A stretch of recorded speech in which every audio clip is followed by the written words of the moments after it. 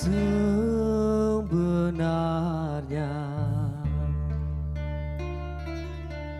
hati ini cinta kepadamu. Sebenarnya rindu ini cinta kepadamu, tapi aku tidak mengerti mengapa cinta masih tak hadir.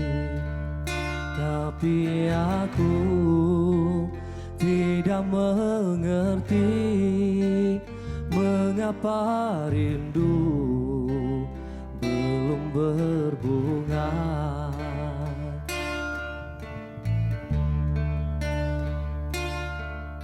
Sesungguhnya walau ku kutip semua permata di dasar lautan, sesungguhnya walau ku siram dengan air hujan dari 7 langitmu,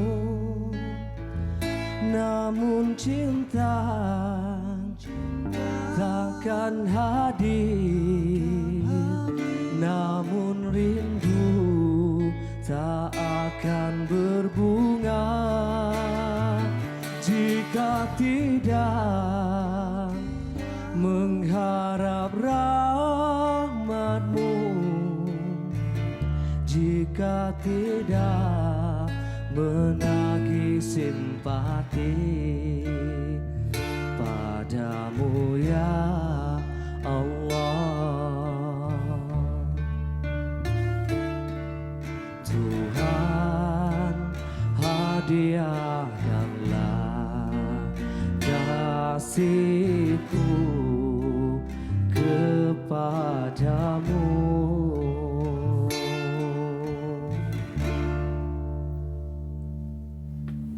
Baik, tepat jam 11 malam kami sekali lagi bersama dengan anda untuk Sembang Sahur ini malam ketiga dan pastinya masih lagi berteman dengan kita di TV3 dan masih lagi terus sahaja dipersembahkan seperti tadi oleh Plan B Band. Dan saya rasa itu antara lagu yang cukup memberi makna untuk pengisian kita hari ini. Bila cakap berkenaan dengan hati, kolbu. Betul. Kolbu tu sesuatu benda yang mencerminkan siapa kita. Betul. Ya, betul. Kalau tengok muka Hanif ni, Allah. nampak aja kening terjungkit. Tapi hatinya selembut sutera. Berbeza tak tengok saya waktu pagi dengan waktu malam? Ya, beza. Rambut pagi sebelah kanan. Ya. Salah, kiri. Malam sebelah kanan. Ya, tapi kita bersama juga dengan Dayah Hakim. Ya, saya Alhamdulillah. Jangan tertukar ya. Dayang Hakim dan ini Hanif Miswan. Betul. Saya takut orang salah tag depan ni kan. Betul. Sebab nampak sama tapi bukan dia. Begitu. Betul. Oh, belah rambut pun sama. Betul. Betul. Adakah kita sama? Baju pun memang sengaja kita pilih sama-sama ya, dan Baik. pada hari ini kita pastinya seperti yang telah pun diperkatakan tadi, kita ingin berbicara mengenai satu topik perkongsian yang sangat-sangat penting. Menjelang Ramadan saja pastinya ramai yang berkata mengenai amalan, Ya, betul. ibadah dan yang paling penting saya percaya adalah jiwa dan hati niat seseorang itu kan dalam melakukan satu ibadah.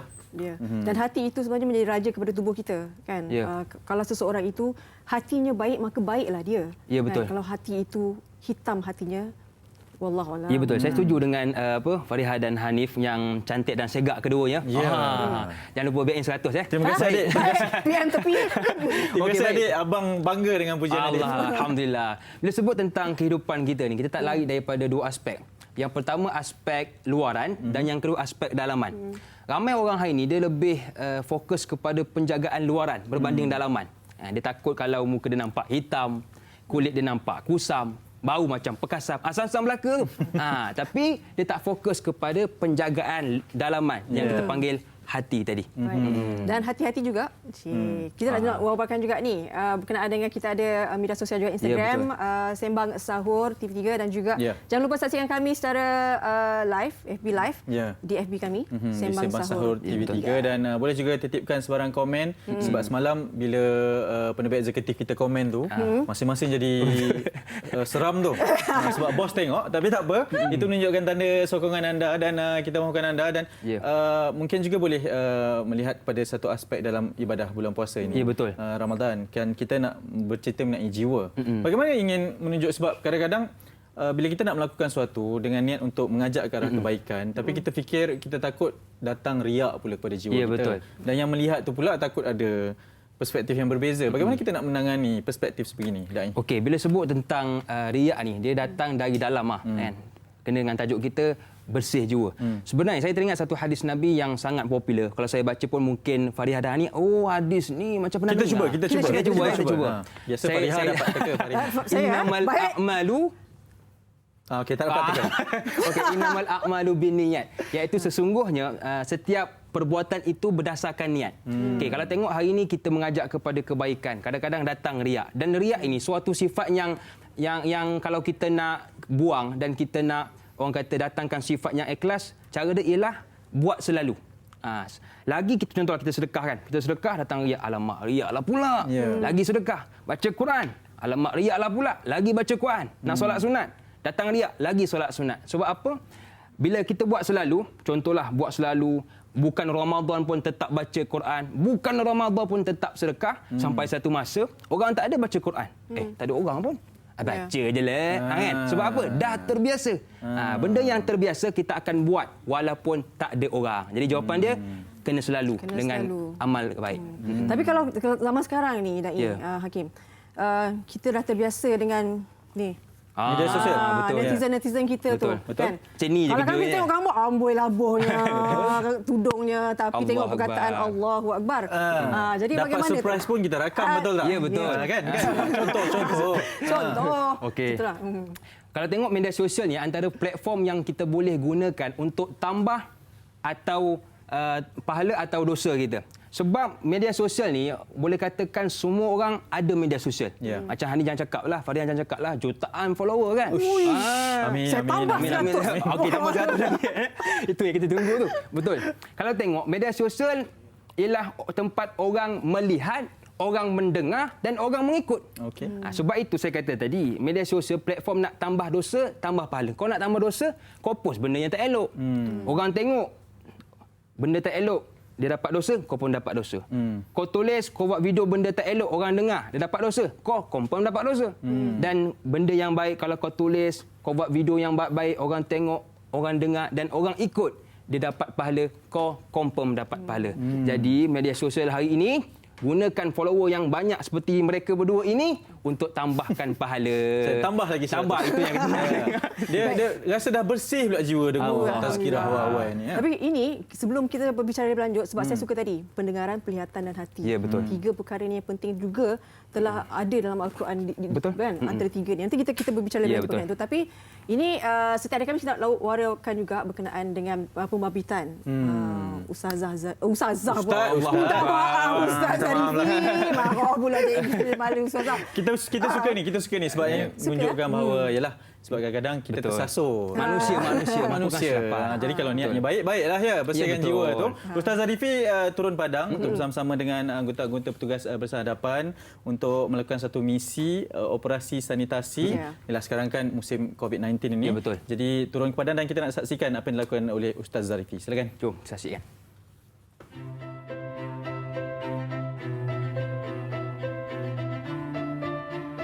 Saya berada di Jabatan Bomba dan Penyelamat Negeri Selangor, Zon Hulu Langat. Selepas ini kami akan ada taklimat daripada pegawai Jabatan Bomba bersama dengan tim Rescue Bencana Malaysia dan beberapa agensi awam lagi. Pagi ini kami akan menjalankan operasi Nyah Kuman di kawasan Hulu Langat dan beberapa kawasan sekitar yang lain. Jom bersama dengan saya apa yang akan berlaku selepas ini, insya-Allah. Rabbana alaika tawakkalna wa ilaika anabna wa ilaikal masir. Mudah-mudahan Ia memberikan semangat kepada kita semua berkhidmat kepada negara, berkhidmat kepada ummah, dan kita doa banyak-banyak supaya inilah yang akan menjadi amal kebajikan kita di hari akhirat nanti. Inilah tugas berat yang sedang dilaksanakan oleh para frontliners Malaysia untuk berperang dengan musuh yang kita tak nampak, iaitu COVID-19.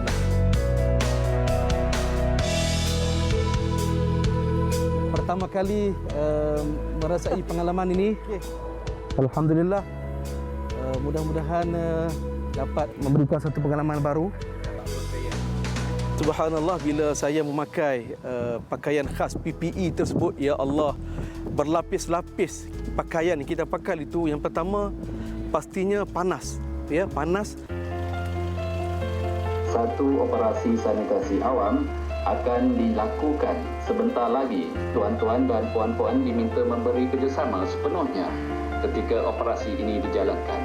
Pertama kali terlibat di lapangan Sasa, kita membuat proses nyah cemar di beberapa tempat seperti di masjid, surau dan pusat komersial di sekitar Pandan Indah, Pandan Jaya bersama dengan tim Rescue Bencana Malaysia. Bermula untuk membuat nyah cemar COVID-19 ini atas permintaan Kementerian Kesihatan Malaysia. Kami bermula beberapa hari selepas PKP bermula. Kekuatan anggota kami sebenarnya di seluruh Malaysia lebih kurang 140 orang. Kami ini tim sentral lah.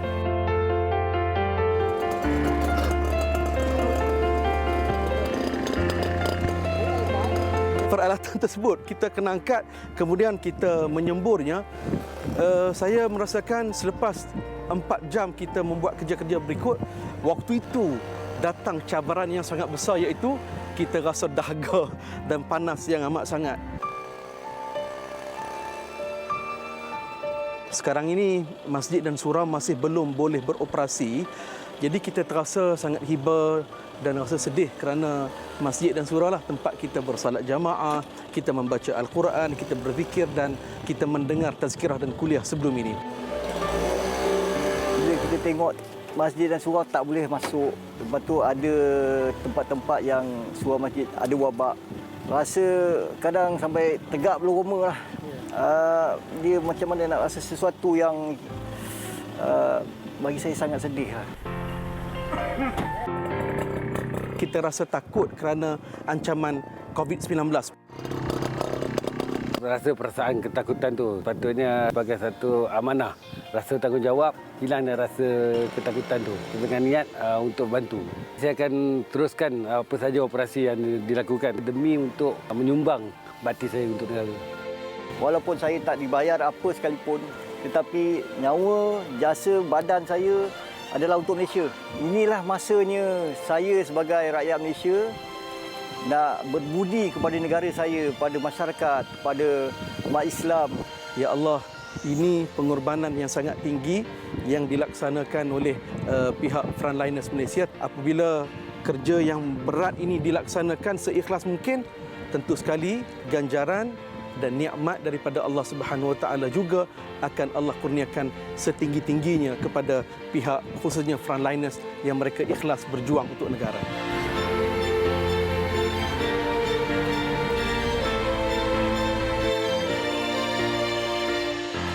Dan itulah mereka, hati-hati yang telah dipilih oleh Allah SWT kan, untuk menjadi kepada kita lah, memberi satu iktibar yang sangat besar. Saya rasa ini antara kisah yang cukup menyentuh hati kita sebagai rakyat Malaysia, melihat bagaimana pendekatan Ustaz Zarifi mendekati menjadi orang tengah untuk memperlihatkan bahawa inilah pengorbanan yang mereka lalui, kepayahan itu. Saya teringat bila tengok perkara yang dilakukan oleh Ustaz Zarifi ni, saya teringat satu ayat Quran yang menyebut wa ta'awanu 'alal birri wat taqwa. Hendaklah kamu tolong-menolong dalam kebaikan. Alah dai, saya bukan macam Ustaz Zarifi kuat boleh keluar tolong orang. Kalau kita tak boleh tolong macam Ustaz Zarifi, apa yang kita boleh ialah tolong duduk rumah. Itu satu perjuangan yang kuat juga dan memerlukan jiwa yang kental juga untuk kekal berada di rumah. Bayangkan kita dah masuki hari ke-44. Betul. Bayangkan yang tidak keluar rumah langsung, dia bukan ketua keluarga, dia tidak perlu bekerja dan hanya duduk di rumah saja. Bayangkan 44 hari itu untuk memastikan jiwa tu itu satu ujian juga kan, Ya, betul. dai kan, sebab kadang-kadang dah keluar the true colours tu. Kadang-kadang hari pertama, minggu pertama okey lagi, masuk hari ke-44 yang tak perlu komen pun dia komen. Sampai kita tak kenal lah dia ni siapa. Jadi itu mungkin ujian jugalah untuk mengikut perintah daripada pemerintah itu. Ya, betul. Sebab itu kalau boleh kita didik jiwa kita ni dengan didikan yang betul. Sebab hari ni ramai orang kata, alah biarlah luar aku nampak jahat kan. Biarlah mulut aku leza, tapi yang penting hati aku baik. Aku apa tahu kan. Allah saja tahu. Tapi persoalannya, betul ke kenyataan biar luar nampak jahat, yang penting hati baik? Betul ke? Itu yang akan kita kongsikan selepas ini, insya-Allah. Kita nak tahu juga macam mana kita nak memelihara hati, kan, untuk supaya apa yang kita dapat tu memang betul datangnya daripada hati. Niat yang baik tu akan terus. Kadang-kadang orang kata don't judge a book by its cover. Wow. Macam Don't judge its price by its box. Baik, Kita nak berhenti dah. kita berehat seketika. Kembali nanti kita akan memperhalusi berkaitan dengan topik ini. Dan juga kita ada tetamu istimewa. Ya, Tapi betul. tidak datang Siapa, ke studio. Sabar dulu. okey, sabar. Sebab kita akan hanya berteknologi dan menyelusuri hati beliau. Baiklah, dayang-dayangku, kita berehat seketika. Sembang sahur ala amboi-amboi di TV3 menjadi pilihan, hiburan santai di bulan Ramadan untuk semua.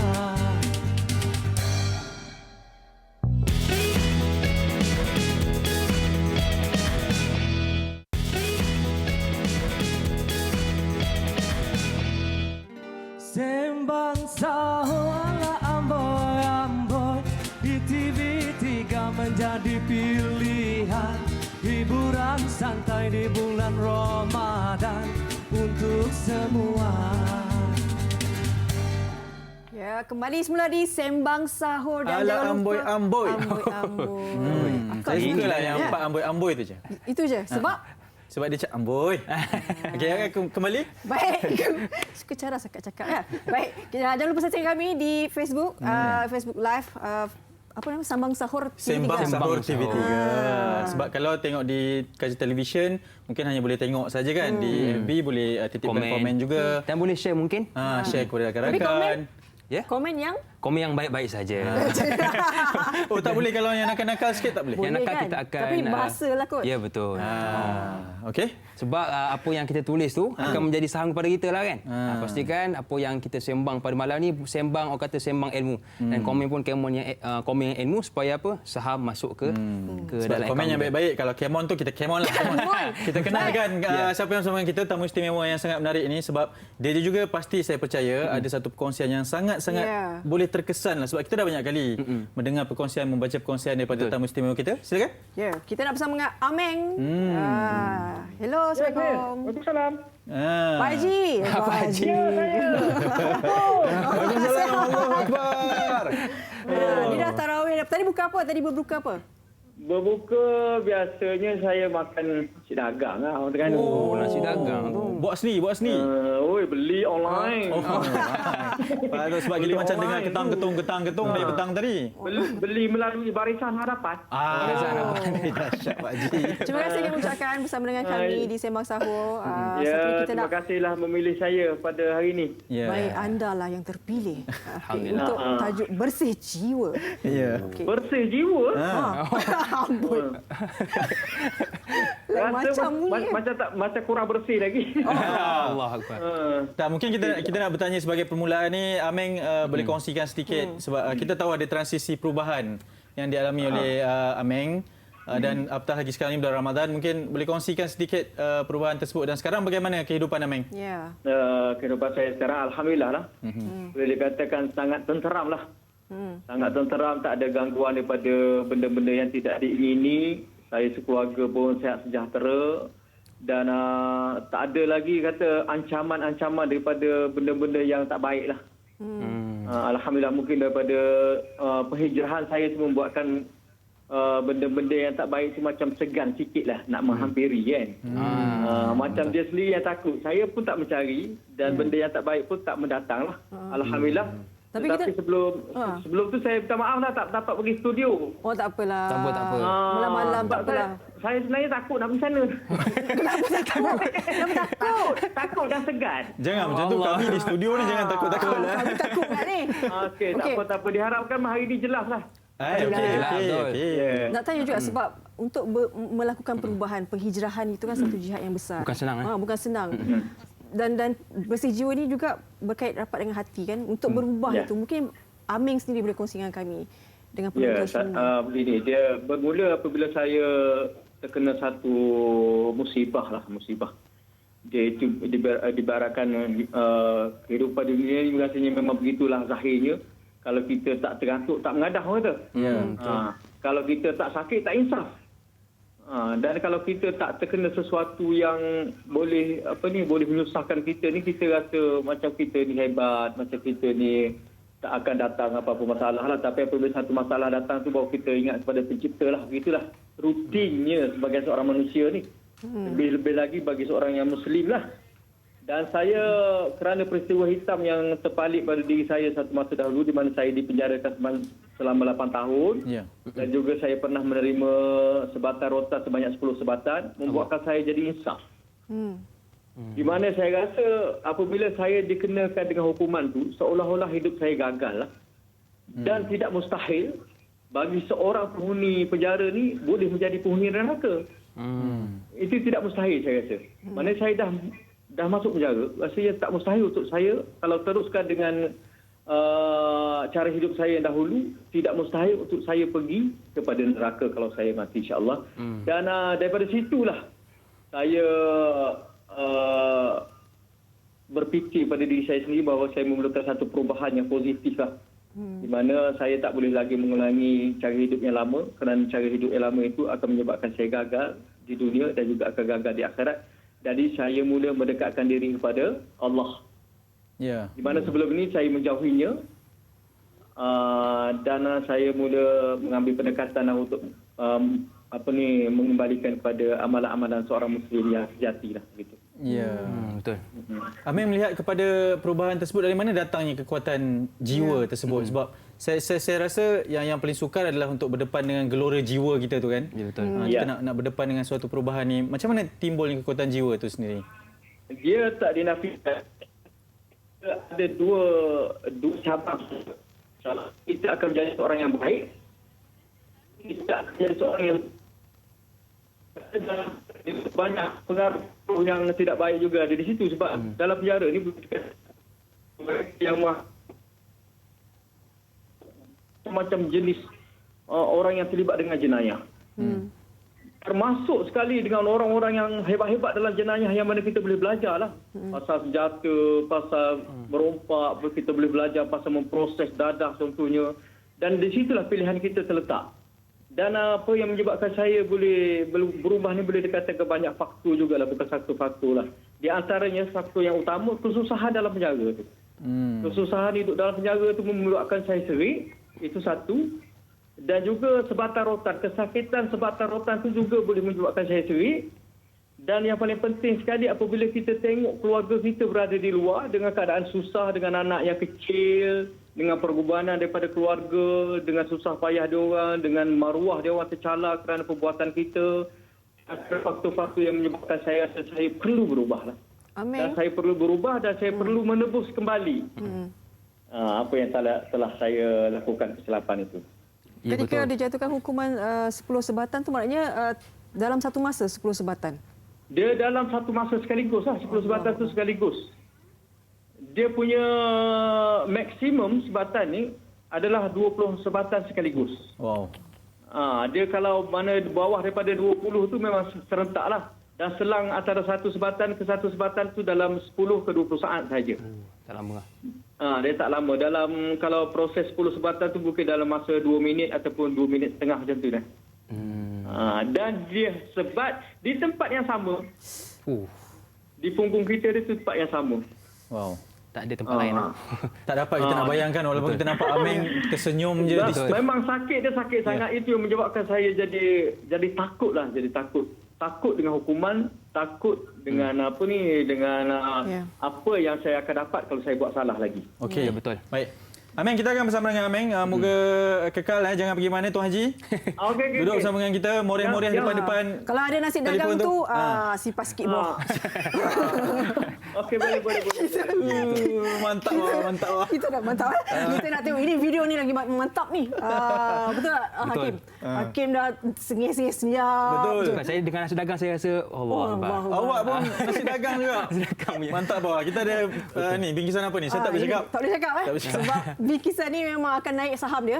Baik. Ini semua kita untuk menjaga iktibar kepada kita semua lah sebenarnya kan. Bukan kita nak menunjuk, tidak, tetapi ini kita berkongsi sesuatu yang sangat baik. Betul. Di bulan Ramadan.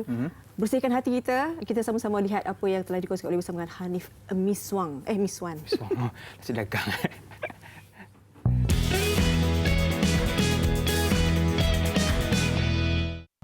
Assalamualaikum. Sembang Sahur 2020. Saya Hanif Miswan. Bersempena dengan tempoh Perintah Kawalan Pergerakan ini, pastinya banyak pihak yang terjejas dan terkesan kerana tidak boleh melakukan rutin harian seperti biasa. Jadi hari ini saya bersama rakan-rakan dan juga sebuah syarikat pasaraya di Malaysia ni akan bersama-sama memberikan sumbangan kepada sebuah rumah kebajikan di Subang Jaya. Jadi kita ingin berkongsi sedikit dengan apa yang ada dan pastinya dalam usaha untuk terus kita membantu yang lain dengan hashtag kita jaga kita. Jom.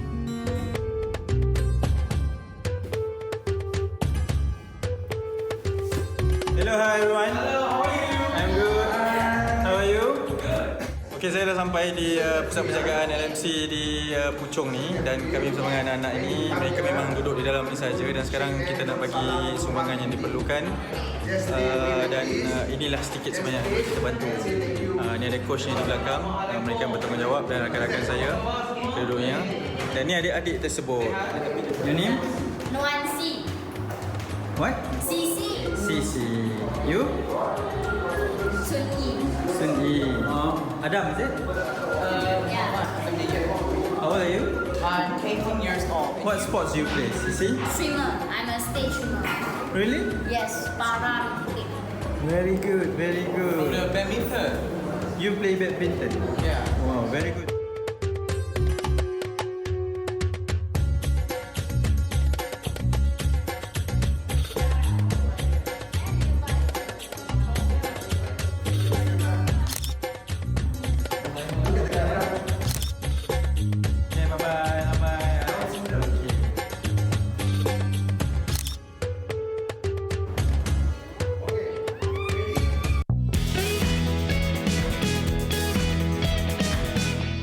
Saya nampak Hanif kembang kempis. Oh, sikit. Yang kat mana? Kat sini ke? Kat sana? Tak, saya tengok hidung gembas kempis. Allah Akbar. Saya bila tengok video yang SSR Hanif tadi, saya teringat tentang satu hadis Nabi yang berbunyi man fatara shaiman, barang siapa yang memberi makan orang yang berpuasa, maka dia akan dapat pahala orang puasa tersebut tanpa dikurangkan sedikit pun. Sebab itu kalau hari ini kalau boleh kita bagilah orang berbuka puasa. Dan saya tak ada duit yang banyak, tak ada macam nak bagi nasi tak mampu, nak bagi makanan yang hebat-hebat tak mampu. Paling kurang saya bagi mampu air langit je. Tahu air langit? Hujan. Saya schedule. Air kosong. Air kosong. Jujur sangat hujan. Paling kurang tak apa. Tetap mendapat kelebihan. Sebab itu kalau boleh bulan Ramadan ini usaha untuk kita bagi orang berpuasa berbuka puasa. Paling kurang air kosong pun. Okey. Ya, air kosong tau. Baik, jangan pergi air hujan. Sebelum hujan kita berhenti seketika lah. Betul. Kita seketika lah kan. Sebenarnya kita akan bersama sekali lagi dengan Ameng untuk perkongsian seterusnya. Ya. Sembang sahur ala amboi-amboi di TV3 menjadi pilihan, hiburan santai di bulan Ramadan untuk semua.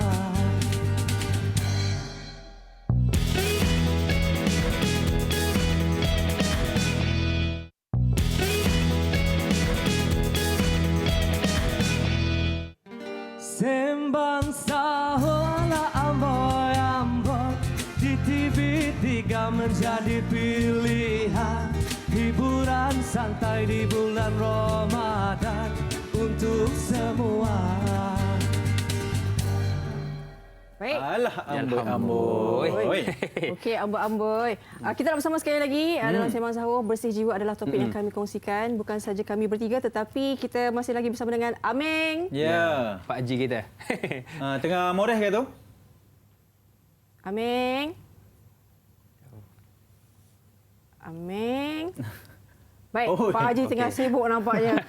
Tengah panaskan kuah nasi dagang. Kejap lagi mungkin dia akan bersama dengan kita. Ya, betul. Mungkin saya nak ada satu soalan tanya pada Da'i lah. Sebab kita dengar pengalaman Aming tadi. Ramai yang mengambil kesempatan bulan Ramadan ini sebab ya tunggu Ramadan lah baru kita buat baik. Tunggu Ramadan lah baru kita jaga solat. Tunggu Ramadan lah baru segala-galanya. Adakah itu satu niat yang betul atau bagaimana sebenarnya untuk kita menyambut Ramadan ini tapi membersihkan jiwa sekaligus? Ya, betul. Kalau tengok hari ini ramai orang dia bersihkan jiwa ataupun bertaubat bermusim. Bila masuk Ramadan barulah nak baca Quran, barulah nak mohon ampun kepada Allah. Bila masuk hari raya barulah nak bermaafan, mengaku kesilapan. Tak ada masalah, itu memang sangat dituntut. Cuma yang lebih baik ialah kita ini bersihkan jiwa sepanjang masa. Sebab ada satu benda yang kita tak tahu, iaitu kematian. Orang tak pernah tunjuk ni. Apa ni? Sejak apa ni? Sejak mati aku.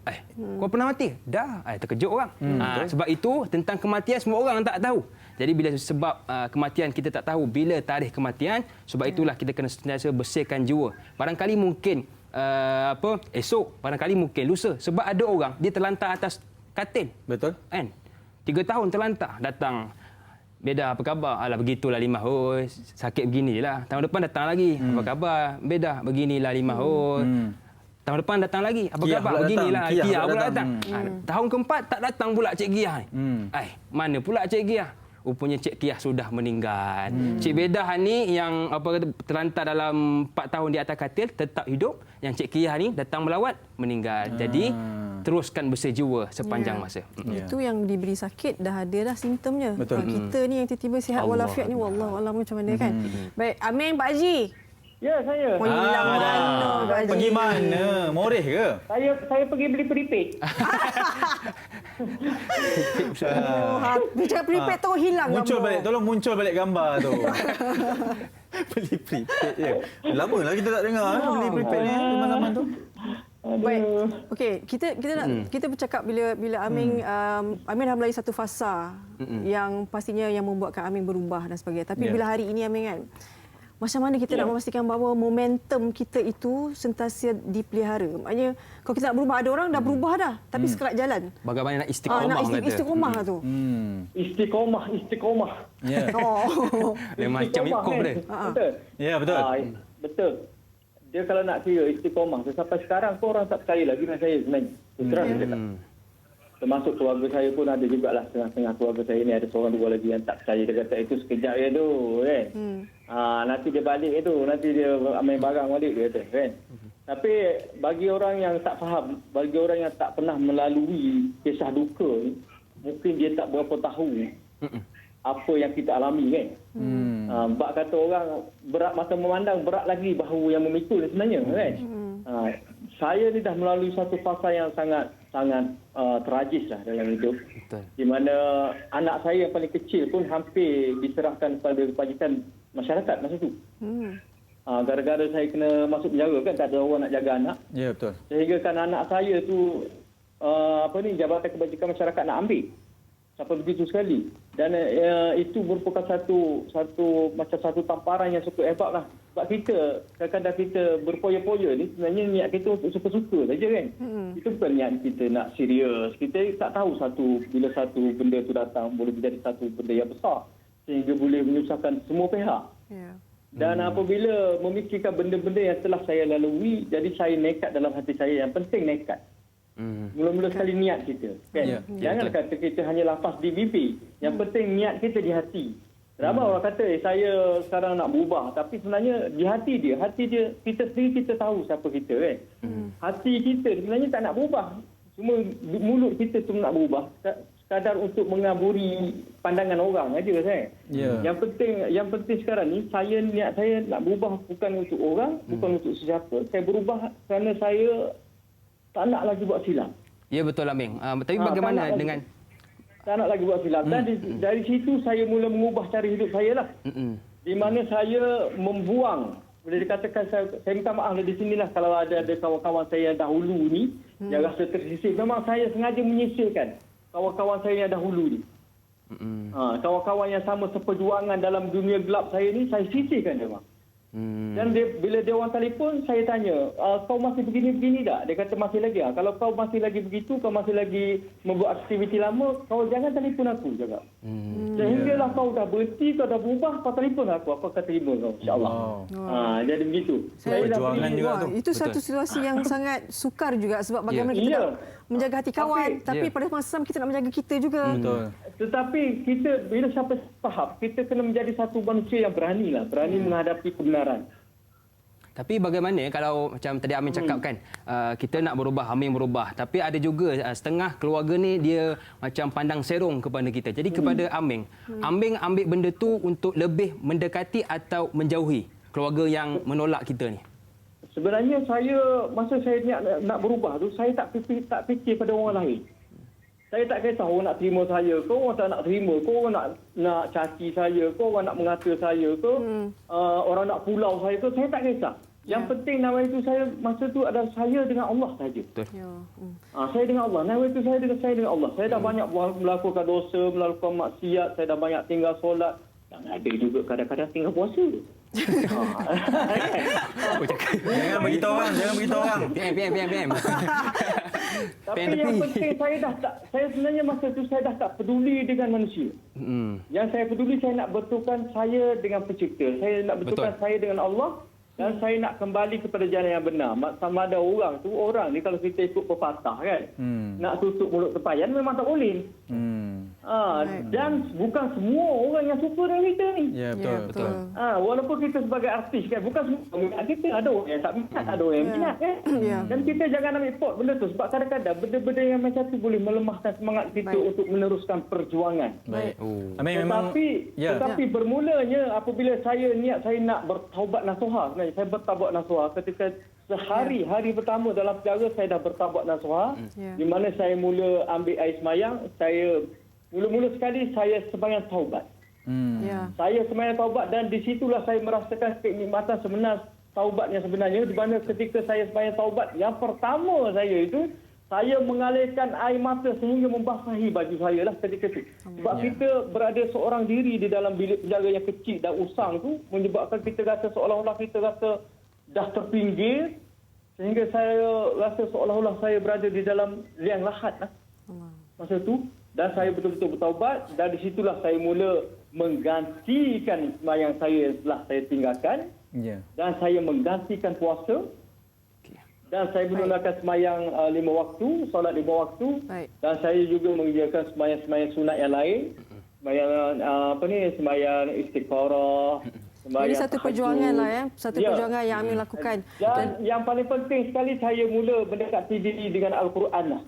Betul baik. Dan boleh dikatakan Al-Quran itu antara penyelamat yang terbesar dalam hidup saya sekarang. Dan benar satu-satunya petunjuk tu. Amin, banyak sekali sebenarnya yang kita nak tanyakan, nak bersembang sahur dengan Amin. Janganlah banyak sangat. Tapi pasal Ramadan pula ni. Tapi terpaksalah kita kongsi lain kali ya. Okey. Boleh Tuan Haji? Terima kasih banyak. Boleh. Jumpa lagi Tuan Haji. Kami doakan yang terbaik buat Amin. Tapi sayang saya dekat sini, dekat TV rumah saya ni, muka da'i tu tak nampak. Tak nampak ke? Allah. Okey, tengok muka saya. Lebih kuranglah muka dengan da'i tu. Tambah jambang je. Nur dia sama je. Sekarang nampak. Badan da'i muka saya. Terima kasih Ini Amin. betul-betul ke? Terima kasih banyak Amin atas perkongsian anda. Selamat berpuasa. Selamat berpuasa. Terima kasih. Jaga-jagalah da'i. Betul. Banyak sekali yang telah dikongsikan oleh Amin kan. Pastinya itu antara penceritaan yang ini yang kita kata kadang-kadang kita bercerita tu bukan menunjuk tetapi memberi kesan kepada kita semua kan. Kunci dia nak katakan jangan kata kamu orang beriman kalau kamu belum diuji. Dalam Quran menyebut. Seperti kalau tengok apa yang Amin ceritakan, banyak cabaran sebenarnya yang dihadapi dari sudut keluarga, diri sendiri, kawan-kawan. Sebab itulah kalau boleh kita ni kalau nak berubah kena ada kawan untuk membimbing ke jalan yang benar insya-Allah. Yalah, cakap pasal kawan ni, kawan kita dia nak kongsi satu resepi. Ini ayam goreng tadi nasi dagang. Ini lapar pula tengah malam ni. Ayam goreng sambut dah. Sambal balado. Potai. Saya masih terfikir nasi dagang tadi. Tapi tak apa, kita tengok yang balado potai ni terlebih dahulu disediakan oleh Chef Naim. Zam ya. Okey. Kejut saya. Silakan. Bertemu lagi kita dalam rancangan Sembang Sahur di dalam segmen Jom Masak bersama saya Chef Zam. Hari ini saya nak kongsi dengan anda satu resepi sambal, iaitu resepi sambal balado ayam, tetapi bersama dengan makanan kegemaran ramai rakyat Malaysia, iaitu petai. So hari ini kita akan buat sambal balado ayam bersama petai. Untuk sambal balado ni, apa yang saya gunakan kat sini, saya gunakan cili merah yang segar. Saya pakai lebih kurang dalam 4 batang. Saya gunakan bawang lebih kurang dalam satu setengah bawang yang kita akan iris. Tomato. Kita akan potongkan bahan-bahan ni supaya kita blend tu senang untuk dia hancur. Untuk cili padi kita cuma perlu buangkan dia punya tangkai. Untuk kedua-dua bahan ni, cili merah dan juga cili padi, kita akan blend secara kasar. Dan kat sini saya ada yang dah siap saya blend supaya memudahkan kerja saya. So kalau anda lihat kat sini, kita boleh nampak lada merah, nampak cili padi tu masih lagi dalam, orang cakap, tidak ada tekstur dia tidak terlalu halus. So bila kita makan sambal tu, kita nak something yang kita boleh kunyah. So kalau saya suka prefer yang macam tu. Tapi kalau anda nak buat sambal yang lebih halus, anda boleh blend cakap dengan lebih lama lah. Kita gorengkan kita punya ayam. Hati-hati dengan minyak. So kalau masak dengan ada anak-anak kecil kat rumah tu malam, so kalau boleh jauhkanlah daripada anak-anak.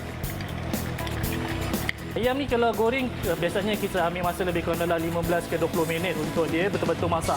So sila pastikan ayam itu, orang cakap, jangan terlalu masak sangat, sebab sekejap lagi kita nak masak dia bersama dengan kita punya sambal. So kalau dia terlalu masak, bila kita masak lagi sekali lagi dengan sambal, ayam dia akan overcook.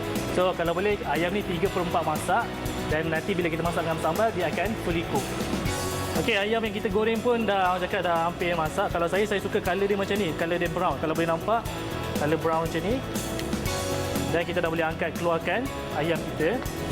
Letakkan di atas tisu supaya minyak tu boleh diserap pada tisu. Keluarkan hati-hati. So ayam ni kita dah keluarkan. Kita tinggal masukkan bawang yang kita dah slice tadi.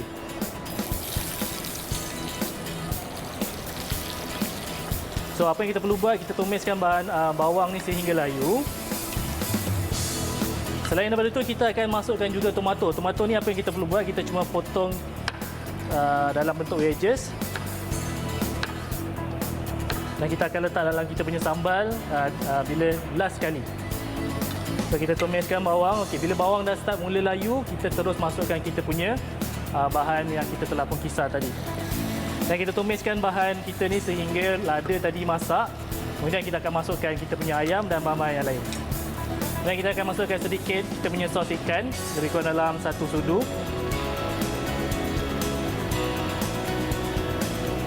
Kemudian kita akan masukkan kita punya petai.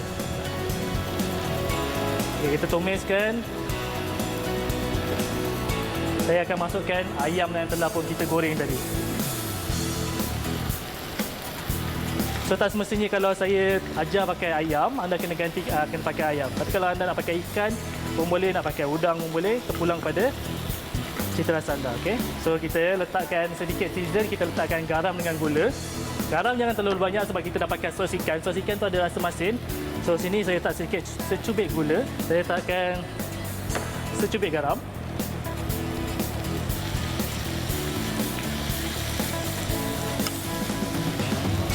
So basically sambal kita sudah pun masak. Dan last sekali kita akan masukkan tomato yang telah pun kita potong tadi. Okay, bila kita dah masuk tomato, jangan kita masak terlalu lama sebab kita tak nak khasiat daripada tomato tu hilang. So once dia dah cakap sebati dengan sambal, kita matikan api. Dan kita boleh hidangkan di dalam pinggan.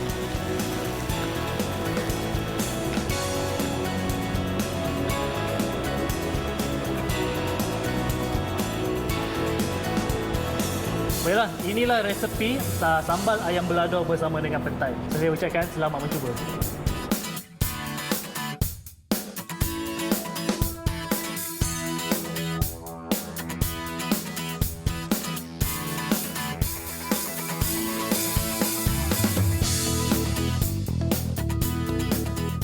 Rasa malam ni nak buat juga ni. Kita masak menu. Macam mana? Boleh masak? Boleh. Betul. Boleh. Ni live ni. Boleh. Betul boleh masak. Ni yang simple lah insya-Allah. Ada boleh masak? Boleh. Ke masak lah aku. Memang masak sikitlah kat. Ya ke? Ya. Okey.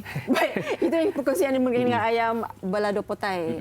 Antara dia boleh lepas ni kan nak bersahur ke kan. Pada mereka yang penggemar yang pedas-pedas lah. Dan pastinya banyak sekali menu tapi kadang-kadang yang bujang-bujang ni mudah-mudah je campak-campak pun jadi. Betul. Baik. Kita nak bahas ketiga, kembali nanti kita akan bawakan lagi topik ini bersih jiwa semuanya di Sembang Sahur.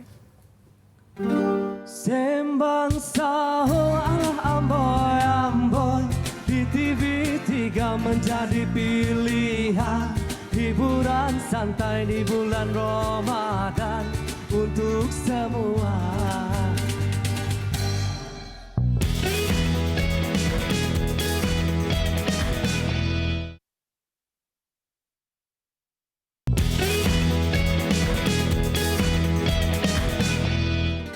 Sembang Sahur ala amboi di TV3 menjadi pilihan, hiburan santai di bulan Ramadan untuk semua.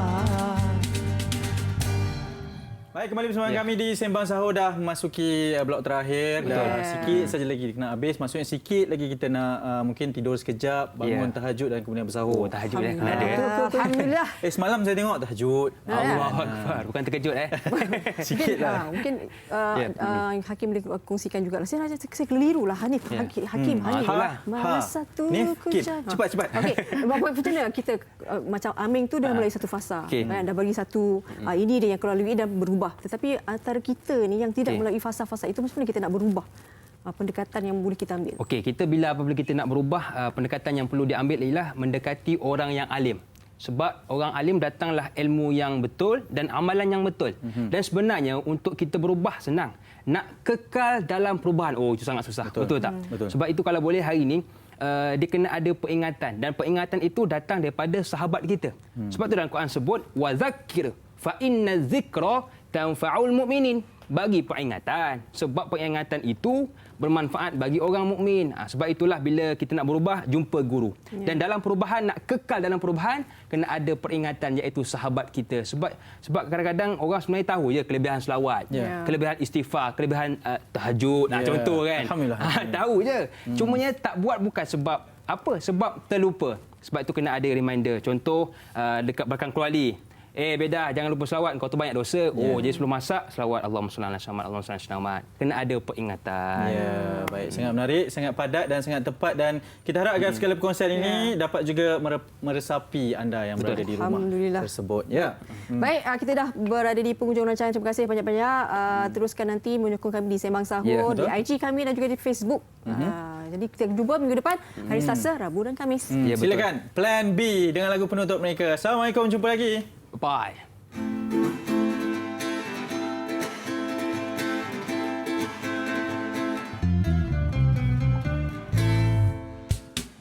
Mundulah fasyadu, jiwa pun merindu, merakam rasa kalbu. Tulisnya lagu, angin kota cahaya, bertiup berarah, kencang meredam maya. Hanya untuk dia, bangkit segar seirama, meluruskan rentak softnya. Riuh rendah, basah lidah, kalam wahyu mewangi di taman. Semerbak harum titisan anggur, berterbangan tinggi ke intifada.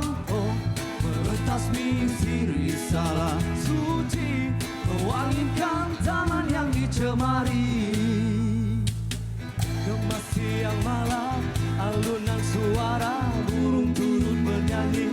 Zikir tidak henti, lunak di ukir seni, harus menghiasi pesada alam ini. Hidup tidak mati.